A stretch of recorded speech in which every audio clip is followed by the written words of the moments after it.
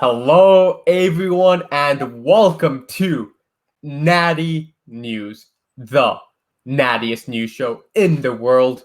My name is Anwar, and today I'm joined with my wonderful, possibly not natty co host, Pat. Pat, how are you doing? I'm doing pretty well. We didn't get a chance to talk about it last week, but officially qualified for nationals in weightlifting, so that's super exciting. And yeah, so feeling good about that.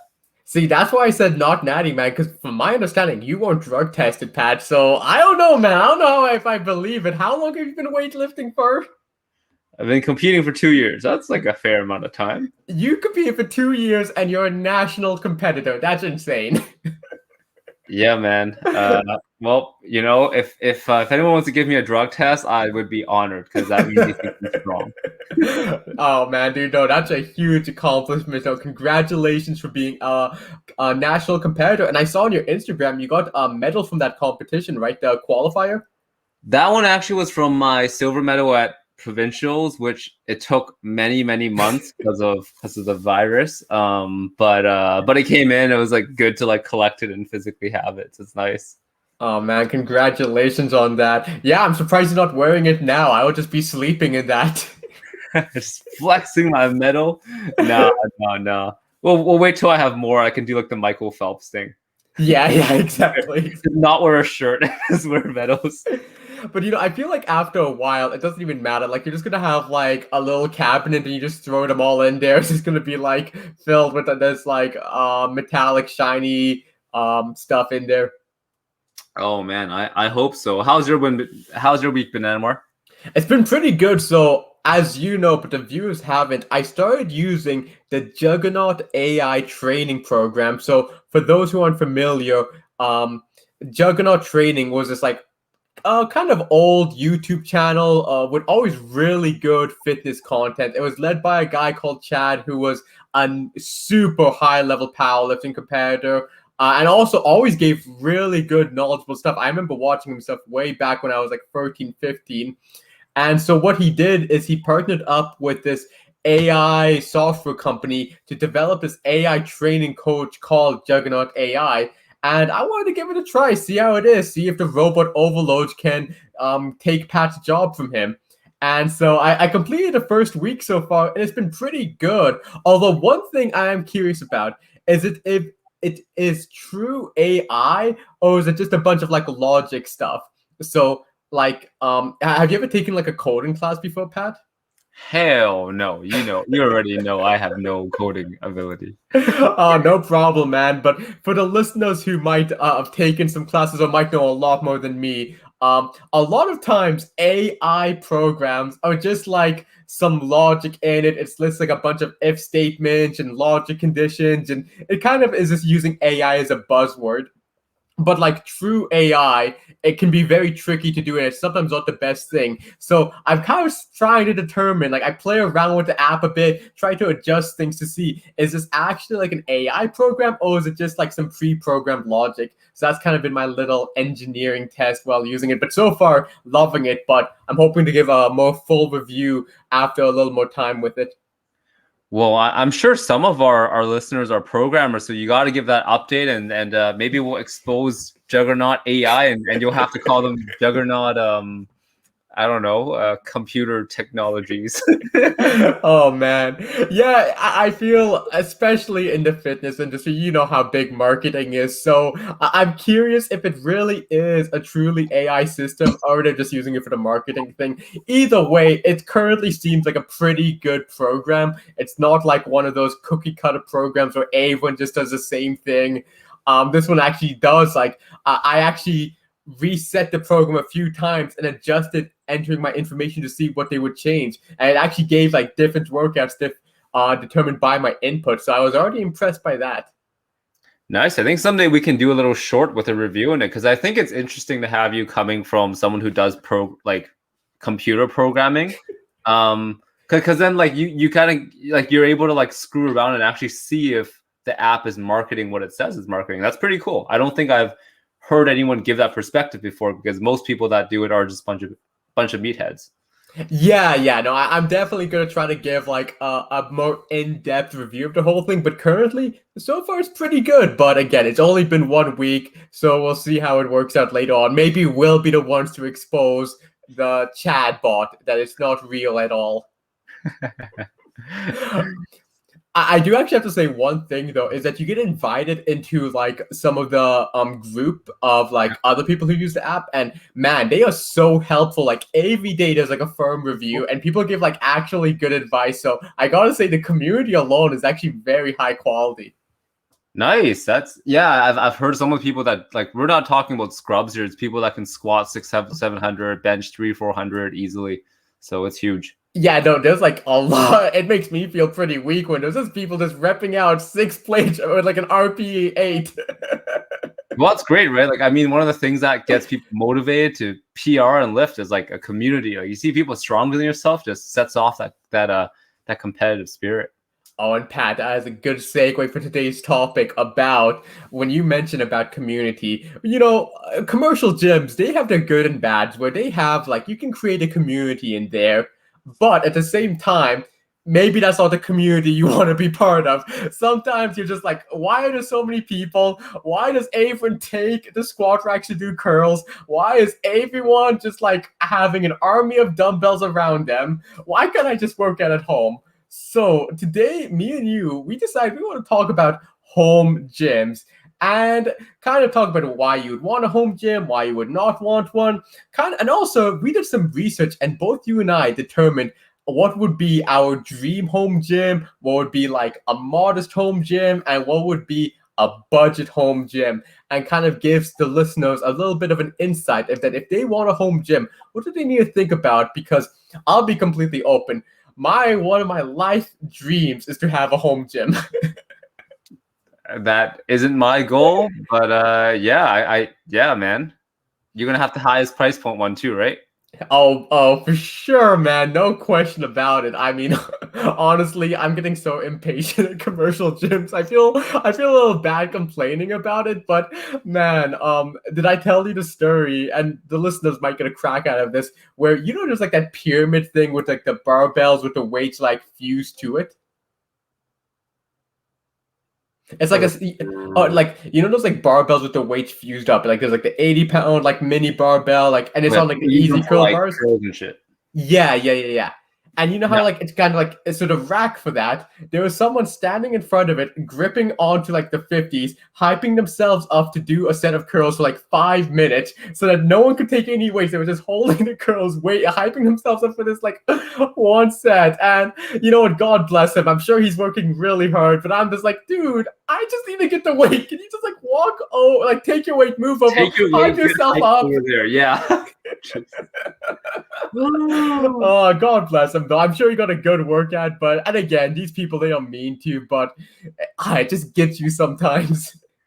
Yeah, no, like with my online clients, obviously all of them go to commercial gyms, and every week I get comments on like it's like bad gym etiquette of the week. I should just share one of these every week, but one that I got last week was my clients, they like the Olympic lift, that's on their programming, and they weren't able to get a platform one day because these people were doing calf races on the Olympic weightlifting platform. Calf raises, not even the elevated ones, just the regular ones where you just go up and down, where you can use any square foot of the gym. They're doing the calf races on the platform, and it's just a very awkward conversation to ask them, can you go do your calf races somewhere else? Oh, man. Oh, yeah. And again, like, I think, some people don't know, they don't realize how valuable some space is, but yeah, you see a lot of those. It's definitely yeah, and again, that is a good sell for why we maybe should want a home gym. So let's dive a little bit deeper into that. What other reasons besides avoiding people might you want a home gym? What do you think, Anwar? So actually, the biggest reason is not avoiding people. Because although I do get annoyed here and there, I kind of do enjoy the community of the gym. Like, we talked before back in the pre-COVID time. I normally always make some gym friends. Like, I'm a pretty talkative person at the gym. Yeah. And so I do enjoy that, but I think the number one reason I want a home gym is for the convenience of time. One thing I've really been seeing, especially becoming more of an adult, having more responsibility, is it's hard sometimes to get like an hour and a half or 2 hours to work out.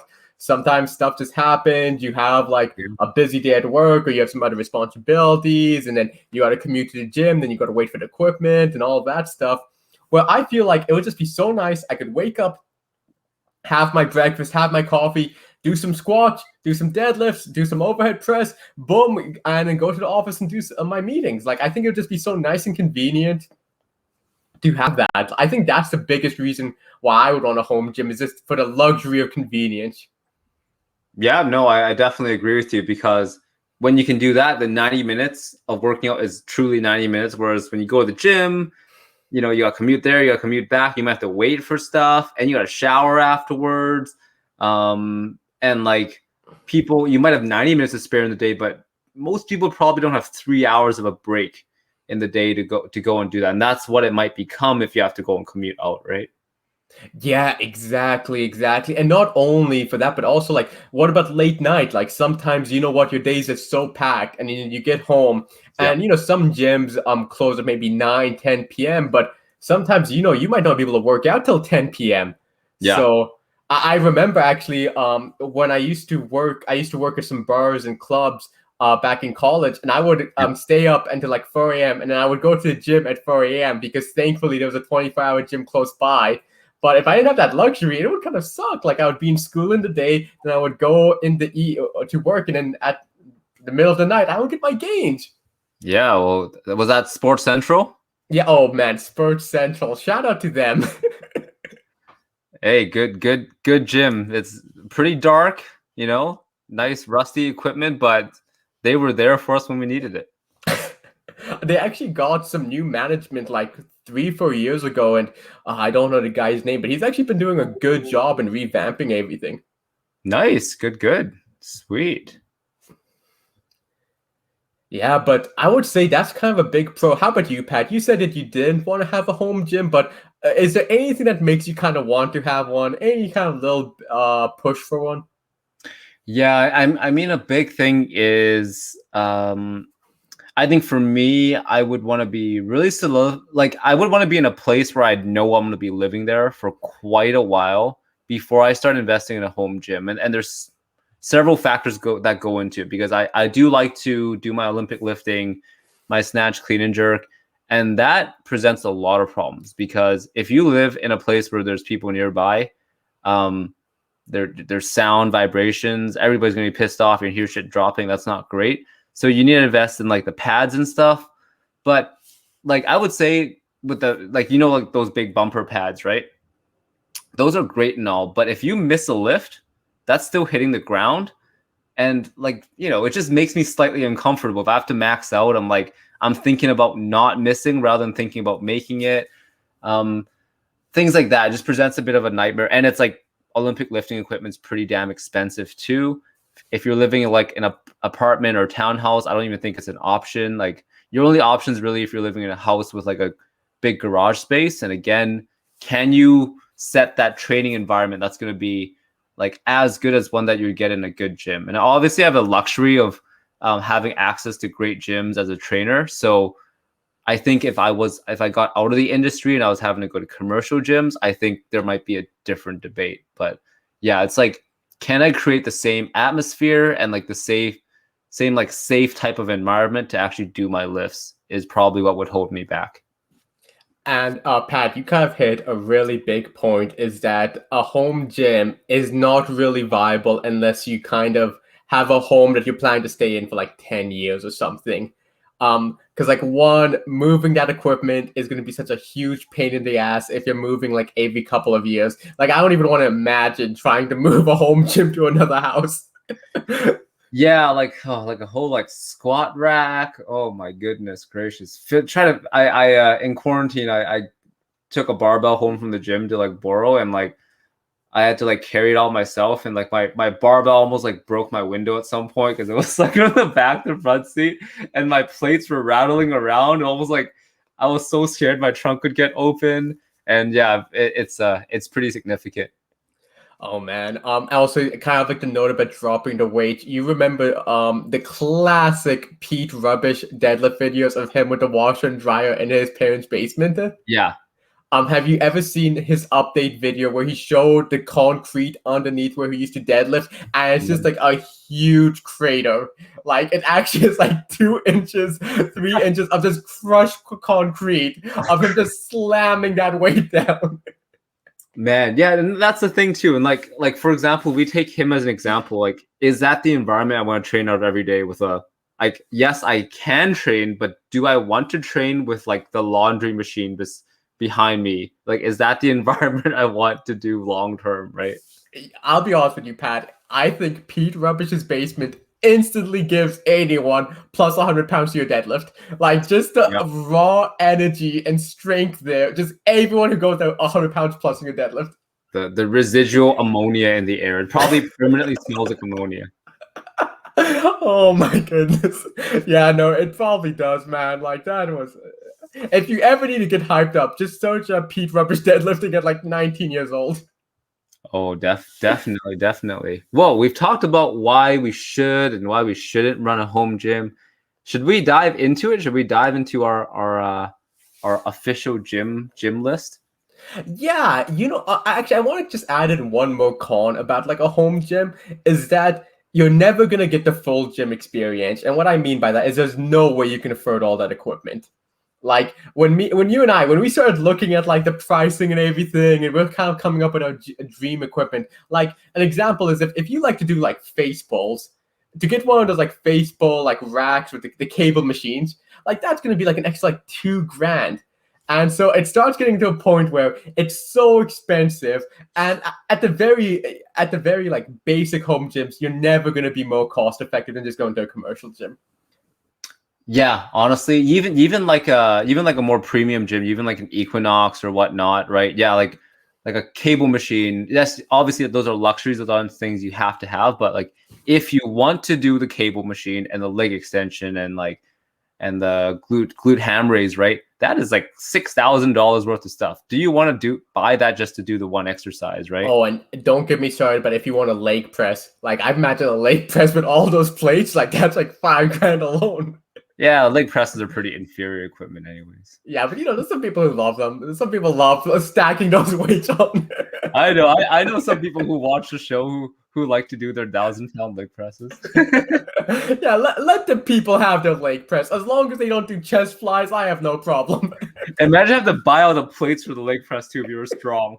You're gonna Yeah, go broke. It's over for you.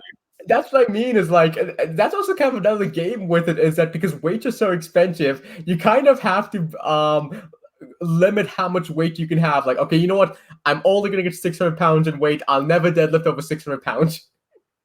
Yeah, it was just kind of funny when you think of like notable people that who have a home gym. Like The Rock has his home gym. He shows on Instagram sometimes. Like, why the hell is this guy have so much equipment? He's literally one guy. Like, he literally bought, I think, well, I mean, obviously he's rich, but he bought he has like a lat pull down, he's a cable machine, he's got like a different type of lat pull down machine. It's crazy. Yeah, I remember Ronnie Coleman got a home gym at some point, and it was crazy. I think it's buying all the machines. If you like doing machines, that stacks up quick. Don't even think about doing a home gym if you like machines. Well, I think the legend himself, Basement Brandon Campbell, a Natty Hall of Famer, I think he has quite a few machines in his gym too, but at the same time, that's kind of like he makes money from reviewing this equipment. So he kind of does review a lot of different stuff. And watching his videos, he kind of does understand that most machines are a luxury. Yeah, because it's just not the best bang for your buck. They do I'd say like cable machines probably the best one because you can do a lot of things, but like a leg extension, you can do leg extension. So like you got to think before you want to buy that. Yeah, no, exactly. But enough kind of talking around about all this stuff. Let's kind of go through what we would pick. So, maybe to start off, do we want to go with maybe the super value picks? Our first price point, the $200. Yeah, $200. So, do we want to have a look at the $200? Do you want to go first, or should I start? Yeah, I'm ready to go. So okay, so here's what I got for $200. I'm gonna list my sources because I apparently have a master's degree, so that's what we do. So my source here is Amazon. Okay, this is what I was able to find. I was able to get a 50-pound adjustable dumbbell. So those are like the toast box things that you can do. I think from 10 to 50 pounds for $100. Okay, I was able to find that in stock, and it looked okay. It wasn't like garbage. Next, I'm gonna spend $30, which is it was on like the mid to high tier for these, for a door-mounted pull-up bar that you can mount to the door, and you can do chin-ups, pull-ups, neutral grip, hang leg raises. And I had $70 left, and I chose to use that on a set of we call them like X bands, or like the ones that you use for band pull aparts and things like that. A set of a full set of bands. So there's like 4 to 5 different colors, which go up in increasing intensity, with the red one probably being for like pull aparts, and the green one being really strong. You could use that for like rows, or even for hip thrusts and things like that. So that's my $200. So my big question for you though, Pat, is how are you going to train those big ass legs of yours? Honestly, so if this is budget, right, I would have to do, I thought about, there's no way to like get enough weight to be able to train myself with that. So I'd be doing a lot of body weight, which there's tons of options: Nordic hamstring curls, reverse Nordic curls, slider stuff, single leg stuff. I just have to become a body weight beast. That'd be what I have to do. Did you ever do band good mornings? Because that was kind of like my go-to quarantine leg workout. Was just doing a bunch of band good mornings. Does that actually work? Does that actually like get you tired real quick? Not really quick. Like again, everything you do is like sets of 20. Yeah, well, like here's the thing: like things like Nordics and like the slider hamstring curls, reverse Nordics. Those were exercises that got me tired in 5-6 reps. So because it's in that range, you're actually still able to put on strength with it. So that's probably what I'm doing. Because I'm so bad at single leg work, I'd probably be pretty well off for quite a while, to be honest.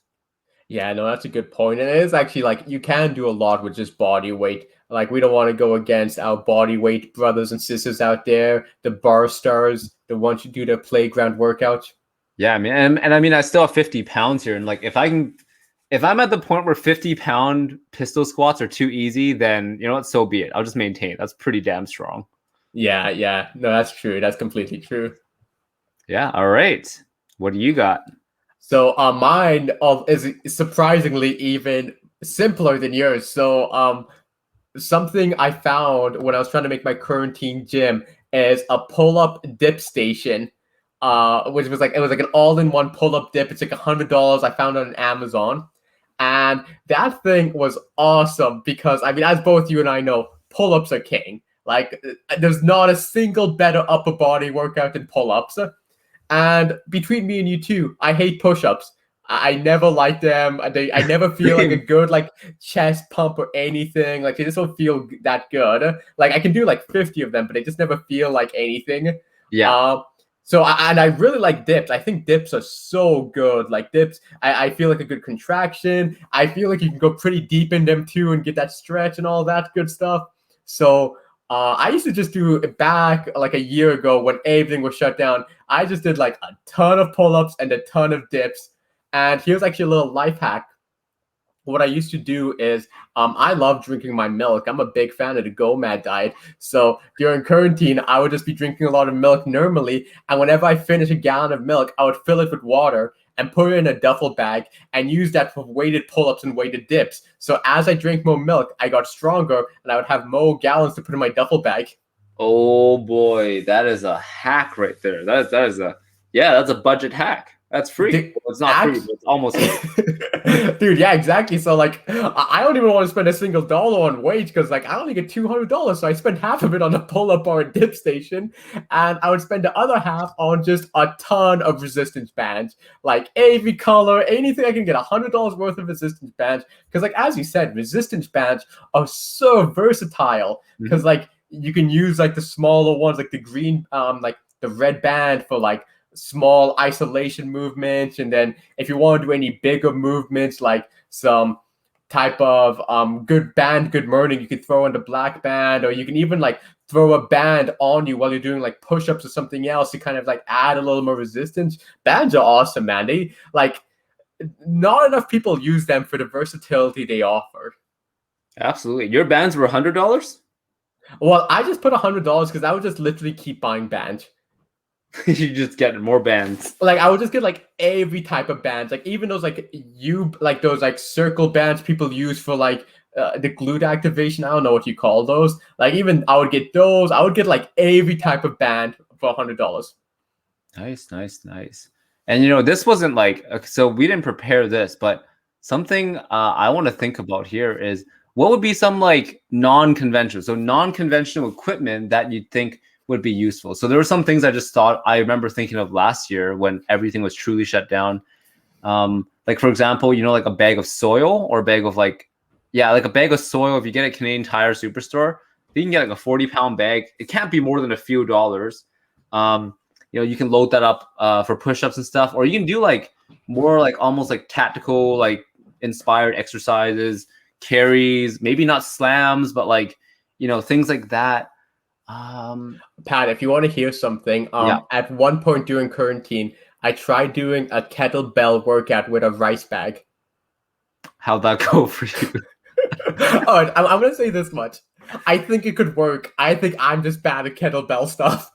Like I think if I actually had kettlebell experience, it could work. So I saw it on like Instagram. Someone was doing it, and I was like, you know, let's try this. Let's give it a shot. It's quarantine. I'm bored. Let's give it a shot. So I took like my 15-pound rice bag and started swinging it around.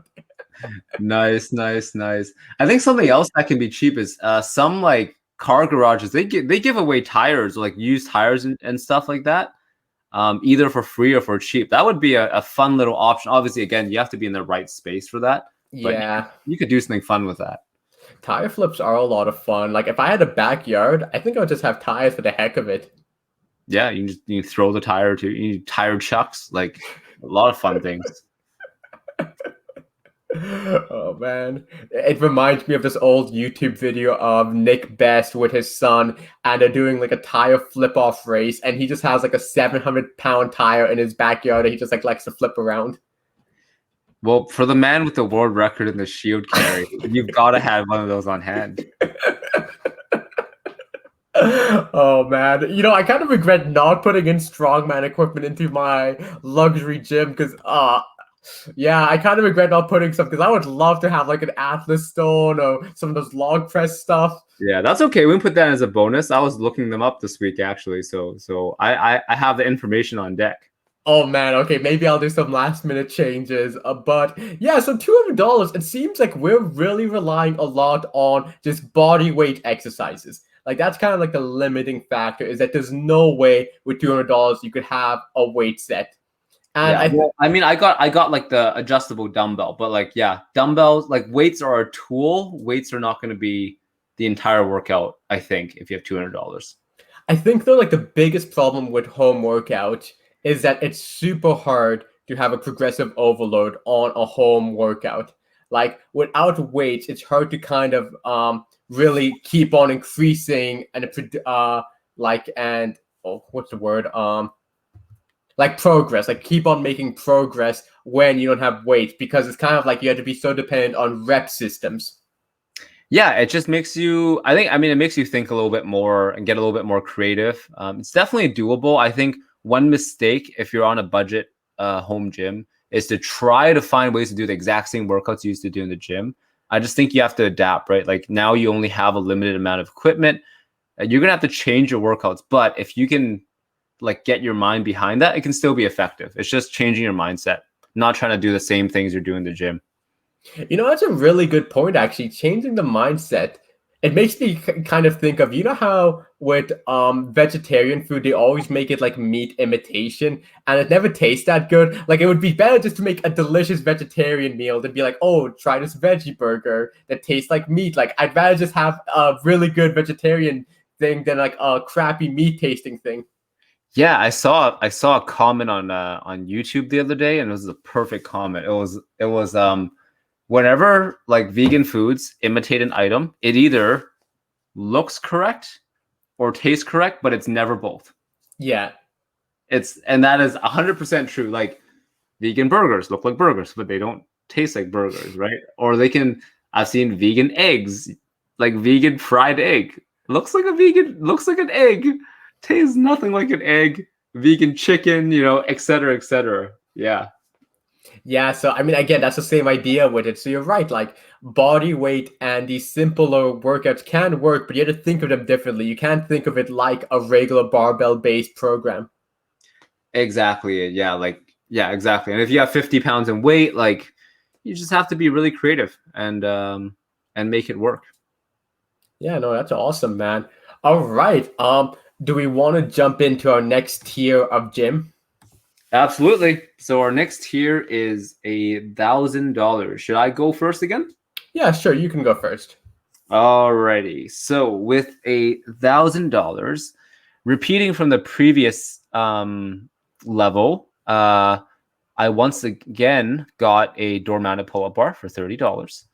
I once again got a set of this time. So last time I got 4 bands. This is 5 bands. This is $100 here. And then what am I doing here? So, this is under $1,000, whatever. So this time I feel like I did my math wrong here, but this time I got 2, but these are like premium 24 kilogram adjustable dumbbells. I see. Sorry. The $200 ones was like not like the fancy like Bowflex toaster box ones. Those are like the spin lock ones. The ones where the spin locks always fall off all the time and it's like really annoying. This time I'm getting like premium, like actual like Bowflex dumbbells that are truly adjustable, like the toast box ones. 2 24 kilo ones, which were $360 each. So I just spent $720 on that. So now I have 2 dumbbells, my bands, and a pull-up bar, and that is what I chose with my $1,000. So you still don't go for the barbells. You're still just like with dumbbells, pull-up, and bands. Yeah, and my rationale for that was that, if I were to get barbells and weights, so what can I do with barbells and weights is I can probably do deadlifts, I can do presses, and like overhead presses, I can do rows, but I can't do squats because to do squats, I got to get a rack. Or I could just clean the weight and do like suboptimal squats, but I would never be able to do enough to really like get a strong stimulus. I can't do Olympic lifts because I could get bumpers, but I wouldn't have the money to get a platform or to get those pads, and I wouldn't have the money to get good plates either. So I'm like, I'd rather get something else that's quality, so get really quality dumbbells rather than go for like a shitty barbell set. That was my rationale. No, that's not a bad rationale. I can get that. I can get behind that. I went the opposite way. So I went with the barbell systems. And so because me and you agreed we had to have links to buy stuff, I went with Craigslist. So I went on Craigslist and was trying to find some stuff. And unfortunately, all the links are expired now. But good thing I took note on what the deals were. So I was able to find someone selling weights for $1.50 per pound. Mm-hmm. So I would spend $600 on weights. So I'd get 400 pounds of weight. Then I found another person with like a decent looking bar for $200. So I would have my decent barbell and 400 pounds of weight. And then I would get the same pull-up bar, dip station, resistance band set up. So that was my plan, is just get like 445 pounds on the bar and just like some dips and pull-ups. Because what I was thinking is, I don't even like squatting that much. So I'm okay with maybe just doing front squats, like just cleaning it up and just doing high rep front squats. Okay. And I can deadlift, I can overhead press, I can row, I can do the Jefferson squat, the most optimal lift. Nice. No, I think that's pretty sensible. I think our goals are different, and that's why it aligned that way, right? And I think that's like good advice if you're into like Olympic weightlifting, or if you love your squats. Counterintuitively, it might not be good to try to buy a barbell because you're just going to get kind of probably crap quality equipment. Whereas on your hand, squats aren't like must be, and Olympic lifts aren't a must be in your program. So I think that makes sense for both of us on our ends. Yeah, honestly, I kind of think about it. My favorite 2 things to do at the gym is deadlifting and overhead pressing. And thankfully, I don't really need too much for those 2. I don't know what my two favorite things are. So like I think if you take out the Olympic lifts, like I don't know. I think I actually like a lot of body weight exercises, which is why I'm able to pick pretty budget options. I mean, again, man, you can't beat pull-ups, man. Pull-ups are such an amazing exercise. I mean, I even like the weird body. Like I like the bench single leg hip thrust. I really like glute exercises nowadays. So I'm just like on my transition to Instagram influencer. Like I like a lot of like the body weight shoulder exercise, like handstand push-ups and stuff. So yeah. Beyond snatch and clean and jerk, I'm pretty low maintenance, I guess. Nice, man. No, I mean, I guess it's always good to do the body weight stuff too. Like, I feel people get too much into the machines and stuff. Yeah, yeah. And I mean, and I think that's where the bands come in too, because we didn't talk about this, but like bands, if you're intelligent, they can kind of make shift a lot of machines. Like you can use bands to do leg extension, leg curls, which I've had so much fun with. Lat pull downs, like tricep extensions, face pulls, right? So for $100, you can kind of, it's not as good, but you can do things that you could get on machines that would be thousands of dollars. Yeah, I think like you have to have a bit of creativity to see that or do some research on those use cases. But no, bands are awesome. You can do so much with a set of bands. Yeah, best budget thing, I think. I think they have our endorsement for that for sure. Yeah, 100%. All right. Now for the fun one. 5,000 smackaroos. What are you going to buy with 5 grand? Alrighty. Okay. So my source here is my good friend Mike Chang, not to be confused with Six Pack Shortcuts Mike Chang, but my friend in Vancouver, Mike Chang, who owns his business Impact Athletics, where he sells equipment. So with $5,000, now I'm Olympic lifting. Let's go. We're continuing my nationals career. I'm not giving it up for bar stars. $530 is going to go to the Lu Xiaojun Olympic weightlifting training bar, which has all the proper knurling, all the proper spin on it. I'm also going for the 140 kilogram set of Olympic weightlifting plates. Those are like the kilo plates with the red, blue, yellow, and the green. That is $1,450 for the 140 kilos. I'm also going to get a set of the change plates. So if you guys don't know, those are like the smaller ones, the 5 kilo, 2.5, 2, 1, 0.5. That is $365. 2 crash pads to drop the weights on. It's $560. I'm getting a squat, kind of like a squat rack, squat stand with a pull-up bar. That was kind of like middle of the pack. It's not like a rogue rack, but that was $630. We're gonna do. I couldn't do my math correctly, but either a cheap bench for 100 or adjustable bench for 200, whatever I can afford, whatever. We're getting 2 10 to 90 pound adjustable dumbbells for $1,100. That's actually a decent deal. I'm still getting the bands because bands are awesome. And apparently I had money left over. I decided to get a 16 kilogram kettlebell because I don't know. It's kind of fun to warm up with. And I had all the other things I wanted, I think. And just some barbell collars because I guess that should count as a purpose, and you do want to clip in the plates, so that is $16. But yeah, I think that's $5,000. It's a lot of money for sure. I'm curious about how much the plates cost. So you talked about like the smaller plates was $360. How much is like the bigger set of plates? It was $1,450. Oh my goodness. Yeah. So that is over, I guess, over 10 pounds a kilo. That is wild. Yeah. But again, this is like the high end stuff. Like this is the same level as like Alico plates, right? Yeah. And I mean, that's what I thought about. I'm like, if I'm gonna lift at home long term, then I should get the good stuff.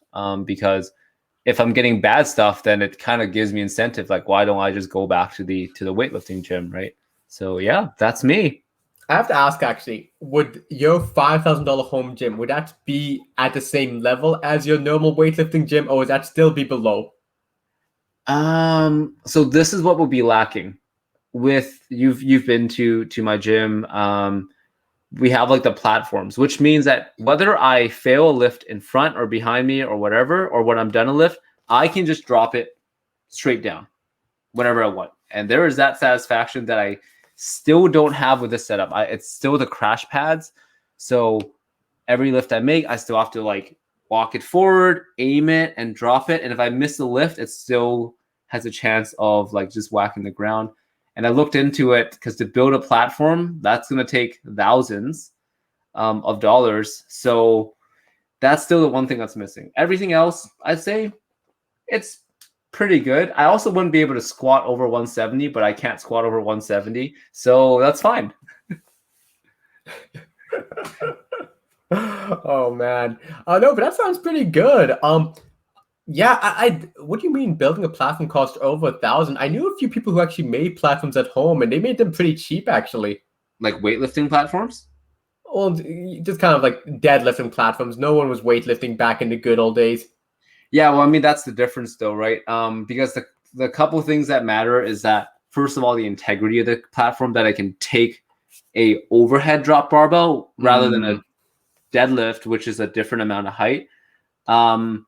So number one is like the ability to take it. Number two is its ability to like dampen it. So is it just going to hit the ground and break the ground, or is it going to bounce too high? That's also a problem.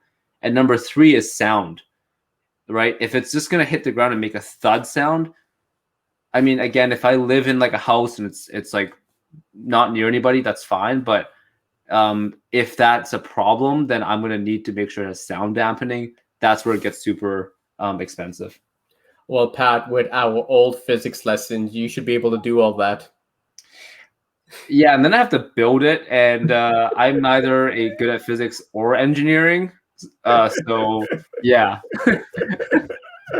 Oh man, no, you actually bring up some good factors in there that I don't really think about, because you are dropping from an overhead position. The amount of force when it hits the ground is going to be a lot more than even like a heavy deadlift.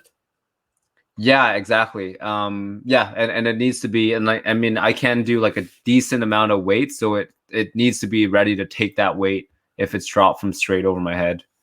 Nice, nice, but no, that seems like a good gym for you. Like I think, especially for you, you really just need a quality barbell and quality weights to get that Olympic training in, and I mean that is expensive stuff. Yeah, and that's why most of my money I really invested into that. I think that makes sense for me. But what about you? All right, so with $5,000, the very first thing I would buy is I'd buy a good quality powerlifting barbell. I've used the Ohio barbells before, and you know what? They were good. They were a good barbell to use. So I would definitely go with the Ohio barbell, which is about $400. Then I would get a pair of bumper plates, 55-pound bumper plates exactly, which are $300. Then I would get a Rogue power rack for about $1,000, Ooh. a deadlift platform for about $500, a competition bench for $200, and then 2 sets of 5 to 45-pound weight for $1,000. So each set's about 245 pounds. And then I would get some adjustable dumbbells from 10 to 90 pounds, which was about $550 each. And then to end it all, I'm getting $100 a bench. Dude, I think if you listeners only pick up one thing, buy your damn bands. I mean, most commercial gyms don't have those bands too for you. So buy the bands if you have $100. Also, one more thing, actually. I was $400 under, so when we started the episode, I started searching for how much this cost, but I'm also going to get a reverse hyper machine because I legitimately love reverse hypers. I don't know if I talked about it in the isolation episode, but if I didn't, I think they are literally the #1 exercise after heavy deadlifts. Like, your spine and back feel so good doing some reverse hypers after you've done some heavy deadlifts or squats. Cannot recommend it enough. So I definitely get one. Yeah, I mean, especially as you like it so much, you use it all the time. Yeah, I would. I actually think I would use it after every workout. But kind of the logic of mine is I got the 55-pound bumper plate because I kind of like doing some cleans and stuff and some like overhead work, and so I also like dropping my weight. So I just got the 55 bumpers because unlike you, Pat, I will never clean over like 275. Like that was never happening. I am never gonna clean and jerk 3 plates. That is not in my life. So I realized, okay, I can get the 55 pounds. I can throw on some of the smaller plates, and then boom, it's all good. I don't need to throw on the 45s or anything like that. And besides that, I think I have a pretty typical powerlifting gym. Um, yeah, I decided to pay for the deadlift platform because although you can make one, I have $5,000. So I'm gonna be a bit lazy, and Yeah. all this stuff I got just from Rogue. So kind of like a standard powerlifting gym setup here. Nice. That's pretty good, I think. I like the idea of the bumper plates. It just gives you option too, right? Long term, more ideas, more exercise you can do for fun. That's great. So same question you posed for me is, would there be anything that you get from this home gym, $5,000, that would be inferior or superior to a good commercial gym experience? Oh man, I think so one thing I'm missing is cable machines and like something like face pulls. So like the setup I have here, I can't do really the face pulls, tricep push down combo I love to do, but at the same time with bands we can kind of get a similar face pull Yep. experience. And like with the barbells, I could do skull crushers and other type of tricep isolation work. Yep. So I actually feel I could get actually a better workout with this than with a commercial gym because I can hog all the equipment I like without feeling bad. I can just have my barbell for the whole workout without hogging it from other people. Yeah, I mean, there's a huge part of that. There's just like you no longer have that anxiety of someone just staring at you like, they want to work in with you, and you never have to wait for your barbell, and you're pretty simple with the types of exercise you do. I think that would be great for you. Yeah, actually, I agree with you on that. And another aspect too is that all the stuff I'm getting, like the barbell, especially because I'm actually a bit of a stickler for barbells, especially when you start doing like deadlift and bench and like Yep. squatting. When you do some heavy weights, some barbells really throw you off. Like some just like either have like really bad knurling or like they're just too like bouncy, like they're just are too flexible. Like Yep. I can actually I'm a bit picky about barbells, especially for heavier lifts. I think for power, I think you would say that barbell matters more than the plates because the barbell is really your point of contact, right? Hmm. Like if you only had money to invest in either the high quality barbell plates, you should probably get the barbell, right? Yeah, because also what I'm thinking is, let's say the plates are like a pound or two off. I could honestly weigh every plate at my home and just like write it down. Like that's not actually that big of a trouble to do. Yeah. But you're right, like a barbell itself is so important for like powerlifting, and that actually is an interesting point. With Olympic lifting, you guys always have the fancy Alicos and all those really good barbells. Have you ever used like a crappy commercial barbell for like a clean and jerk a snatch?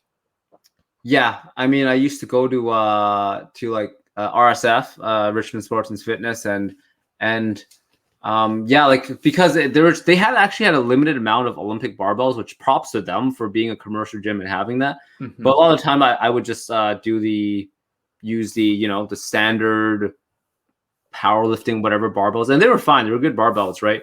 But it's because they don't really spin and they're really stiff. The whole lift feels very different. It doesn't have that Hmm. like elasticy feeling when you do like a good Olympic lift. It just like feels like a kind of like a brick, and it hurts a bit more too. So that matters a lot. Right now in my gym, I typically use a Bells of Steel, which is it is an Olympic barbell, but it's like a mid-range price tier. Works pretty well, but the times I've got to use an Alico, it does have like an additional amount of spring. Like it feels pretty damn awesome. I know today's conversation is not about barbells, but whenever I think about barbells, I remember way back when me and you used to work at the good old Canby Community Center. Um, on one of the last days I was there before transferring over to Sports Central, I was deadlifting. At that point, I was deadlifting pretty heavy. I think I was close to 500 pounds at that time. Yeah. So I was doing, I think, like 455 on that barbell. And again, I'm just like slamming the weights and all that. I actually bent the barbell there before leaving. Oh, And to man. be fair, though, any decent barbell should have been able to take that. But again, that's like a community center. It didn't have the best barbells. And I kind of feel bad. I should write a donation to Canby Community Center one of these days. Sorry for messing up your barbell. When I was 15 years old, Oh. I was so strong I bent your barbells. Yeah, I know. I should actually give some money back because that probably sucked for some other people. Hey, but that's you left your mark. Yeah, exactly. And I mean, to be fair, you shouldn't be lifting too heavy at a community center to begin with. Yeah, I mean that's another thing. If you want to power lift, honestly, get out of your community center, find a good gym, and if it's viable, maybe make your own. Yeah, man. But hey, oh man, this was actually a pretty good conversation. We talked a lot about. So, what does it go? What's kind of like your final point about home gyms? I think before, so I think like the low tier stuff that we talked about, I think it's just regardless of whether you have a gym membership, I think it's a good little thing to have at home. Like, for $200 you can get bands, maybe some light dumbbells and the pull-up bar. And hey, some days, regardless of how much you love the gym, you might not have the time, and you can just bang out pull-ups and some band exercise and you get a damn good workout. I think it's a great thing to have regardless. And I think those are just no-brainers. But I think where you have to think more is like the expensive stuff, getting the full barbell set, getting a powerlifting setup, getting a weightlifting setup is so much money. And even if you can, it raises the question, is this going to give you a better, happier experience than it does going to the gym? And I think for some people, the answer is yes. But for some people, that just isn't it. What do you think? Man, I think you summarized it great. I think some of the low cost items are great to have. Like, I know both you and me, we both have pull-up bars at home. We both have bands at home because like sometimes you can't get a workout in for whatever reason. Boom, you bang out some pull-ups, you do some band work, and you got a good sweat on. And as much as I agree with you, where a home gym can be very unfathomable, I still really want one, and I completely accept it's 100% a luxury. There's no way you save money on it, but it's a luxury where I really would like. I don't care about cars. I don't care about clothes. I want a home gym. Hey, if you have the scheme of like rather than getting like a Tesla or whatnot, if you're just gonna invest in the home gym, that's a pretty budget dream, man. It's pretty good. Yeah, but to be honest, the most expensive part is actually owning a home. I mean, there you go. Like, I mean, Pat and I were in the Vancouver, Canada, which is one of the most expensive real estate markets in the world. Yeah, you can't be getting an apartment too if you're going to be doing the home gym. You need a house. Yeah, so I mean, either I really hope my stocks are blowing up right now so I can afford one day. Oh man. Yep, that's the expensive part of the home gym. It's first you gotta get the home, then you get the gym. Yeah, actually, like the home gym is the cheap part. Getting the home is a challenging one. So let's add like 7 digits to our $5,000. Actually, so again, I think maybe I should re-say my dream is to own a home. Yeah. But yeah, I think that's a pretty good summary. Just like I think the little pieces of equipment, no brainers. I think for a lot of people, maybe like having a simple little squat setup or barbell deadlift setup, that's like the next step. But if you're going full on home gym setup, just give it a couple thoughts before you invest in it. Completely agree with that. And now to kind of end off the show. So as we see, getting like a proper home gym is pretty expensive. So thank goodness there's commercial gyms out there that offer fantastic services for honestly pretty affordable rates. Like there's gyms that are like $20 a month and you can get a good workout there. So thank them. And we really got to thank one man in particular for really getting the bodybuilding and fitness and the whole gym industry going. And that man is the one, the only Joe Gold. Joe Gold, as some of you might be guessed, was the founder of Gold Gym and World Gym, for those who might be familiar with the World Gym franchise.